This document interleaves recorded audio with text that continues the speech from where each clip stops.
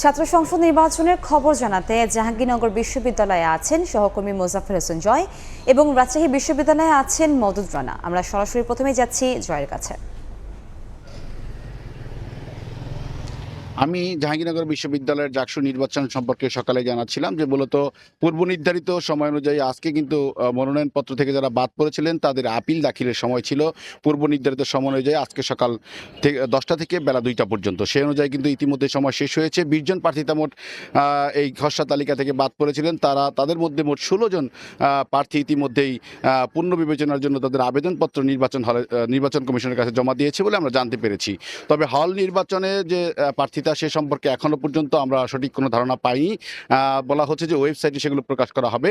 তো এই যে নির্বাচনের যাচাই বাছাই যে পর্ব শেষ করে যে নির্বাচন কমিশনের যে প্রার্থীতার চূড়ান্ত তালিকা ঘোষণা করবেন তার ধারাবাহিকতায় কিন্তু অর্থাৎ কালকে কিন্তু ঘোষণা করা হবে এই 20 জন যে বাতিল হয়েছে প্রার্থীতা তাদের যে শুনানি, সেই শুনানি শেষে কিন্তু বিকেল 4টা নাগাদ কিন্তু চূড়ান্ত রায় ঘোষণা করা হবে বলে আমরা জানতে পেরেছি। এবং এর পরের দিনই মূলত নির্বাচনের চূড়ান্ত তালিকা ঘোষণা করার কথা, প্রার্থীতার চূড়ান্ত তালিকা ঘোষণা এবং একই সাথে নমিনেশন প্রত্যাহার করার কথা ওই দিনই রয়েছে। এবং 29 তারিখ বিকেল থেকে কিন্তু জাহাঙ্গীরনগর বিশ্ববিদ্যালয়ের নির্বাচনী প্রচারণার কার্যক্রম চলবে বলে আমরা জাহাঙ্গীরনগর বিশ্ববিদ্যালয় নির্বাচন কমিশন থেকে জানতে পেরেছি। জাহাঙ্গীরনগর বিশ্ববিদ্যালয়ে বর্তমানে নির্বাচনকে নিয়ে আমেজ শুরু হয়েছে এবং ছাত্র এবং শিক্ষার্থীরা সহ প্রার্থীরা কিন্তু ইতিমধ্যে নির্বাচনী নানা কর্মকাণ্ডে অংশগ্রহণ করছেন। তো এই মুহূর্তে আমরা চলে যাব রাজশাহী বিশ্ববিদ্যালয়ে নির্বাচনের খবর জানতে। সেখানে রয়েছেন আমাদের সহকর্মী মওদুদ রানা।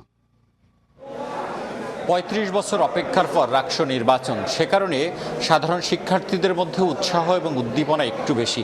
এই মুহূর্তে রাকসু কোষাধ্যক্ষের যে কার্যালয় সেখান থেকে মনোনয়নপত্র সংগ্রহ করছেন শিক্ষার্থীরা এবং আমরা যেটি দেখছি যে এখানে সাধারণ শিক্ষার্থীরা তাদের সমর্থকদের সাথে করে নিয়ে আসছেন এবং এখান থেকে মনোনয়নপত্র সংগ্রহ করছেন এবং শিক্ষার্থীদের জটলা সেই সকাল থেকেই রয়েছে। আমরা যেটি দেখেছি যে এখন পর্যন্ত 170 জন প্রার্থী তাদের মনোনয়নপত্র সংগ্রহ করেছেন। এর মধ্যে রাকসু কেন্দ্রীয় ছাত্র সংসদ এবং সিনেট ছাত্র পরিষদে প্রায় 70 জন মনোনয়নপত্র সংগ্রহ করেছেন। অন্যদিকে যে হল সংসদ রয়েছে সেখানে শতাধিক প্রার্থী তাদের মনোনয়নপত্র সংগ্রহ করেছেন এবং কিছুক্ষণ আগে আমরা দেখলাম যে বাম ঘরানার যে ছাত্র সংগঠনগুলো রয়েছে তারা সম্মিলিতভাবে তাদের প্যানেলভুক্ত যে মনোনয়নপত্র সেটি সংগ্রহ করেছেন।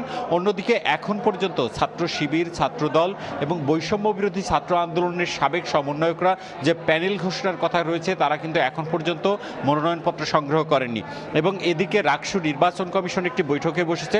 এর কারণ গত দুদিন ধরে ছাত্রদল নির্বাচন পেছানোর দাবি করে আসছে এবং তাদের যেটি দাবি ছিল যে ভোটার যে তালিকা সেটি ছবি সহ করতে হবে। অন্যদিকে চলতি শিক্ষাবর্ষ অর্থাৎ 2024-25 শিক্ষাবর্ষের শিক্ষার্থীদের ভোটাধিকার দিতে হবে। সেই বিষয় নিয়ে রাকসু নির্বাচন কমিশন এই মুহূর্তে বৈঠক করছে এবং সেই বৈঠকের সিদ্ধান্তের পরই আসলে ছাত্র শিবির, ছাত্রদল এবং বৈষম্য বিরোধী ছাত্র আন্দোলনের সাবেক যারা সমন্বয়করা রয়েছেন তারা এখান থেকে মনোনয়নপত্র সংগ্রহ করবেন এবং 2টার পর আসলে জানা যাবে যে মনোনয়নপত্র সংগ্রহের যে সময়সীমা সেটি বাড়ছে কিনা এবং নির্বাচন পেছাচ্ছে কিনা। এই 2টার নির্বাচনের পরপরই এখানে আশা করা হচ্ছে যে ছাত্রদল, ছাত্র শিবির এবং অন্যান্য যারা রয়েছেন তারা এখানে মনোনয়নপত্র সংগ্রহ করতে আসবেন তখন এবং যে জমজমাট পরিস্থিতি সেটি হয়তো সৃষ্টি হবে। তবে সব মিলিয়ে এখন পর্যন্ত রাকসু নির্বাচন কমিশন যেটি বলছেন তারা ঘোষিত 15ই সেপ্টেম্বরেই এই নির্বাচন অনুষ্ঠিত করার ব্যাপারে বদ্ধপরিকর এবং 2টার পরে আসলে আমরা জানতে পারবো নির্বাচন ঘোষিত সময় হচ্ছে কিনা। এই ছিল রাজশাহী বিশ্ববিদ্যালয় থেকে আমার কাছে সর্বশেষ। ছাত্র সংসদ নির্বাচনের খবর জানাচ্ছিলেন আমাদের সহকর্মীরা।